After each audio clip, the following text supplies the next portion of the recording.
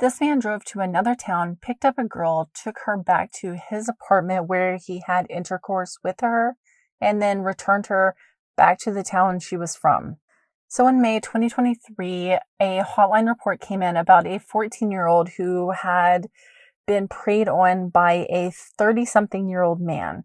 Now, that 30-something-year-old man turned out to be 32-year-old Napoleon Price of Rogers, Arkansas. Napoleon preyed on a 14-year-old child from Fayetteville. Napoleon said when he was interviewed that he met this 14-year-old on the Book of Faces. They then took their conversation to Snap, where he asked this 14-year-old for inappropriate photos of herself. He did things like instruct the 14-year-old to delete previous conversations that they had before switching to the Snap. He then arranged to meet this 14-year-old little girl in Fayetteville and pick her up and drive her back to his house so that he could have intercourse with her before turning around and taking her back home. It's like the most transactional thing.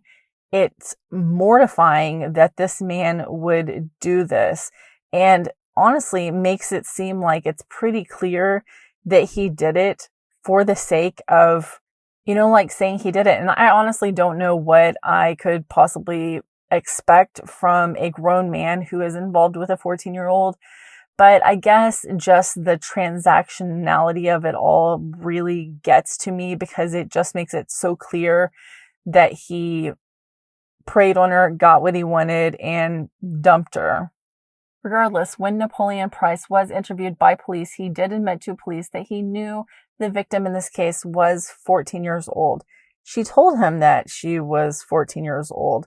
So there's not a lot of deniability when you were flat out told, as if there aren't marked differences in a 14-year-old and a grown woman anyway. Napoleon Price was arrested and charged with internet stalking of a child, fourth-degree SA, and sexual indecency with a child. Mr. Price was set to go to jury trial this week, but instead he accepted a plea deal where he will be spending 20 years in the Arkansas Department of Corrections. Well, not spending 20 years, but he was sentenced to 20 years. The victim in this case, who is now 16 years old, did make a statement in court, and in that statement she said, "I'll never be able to look at myself the same.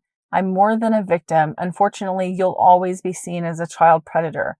I'll never be able to forget what I've been through, but I will one day hope to move on." And I, for one, think that those are very strong and powerful words coming from a young lady who maybe has been through a lot, but has her whole life ahead of her. Hopefully she does some amazing things with that.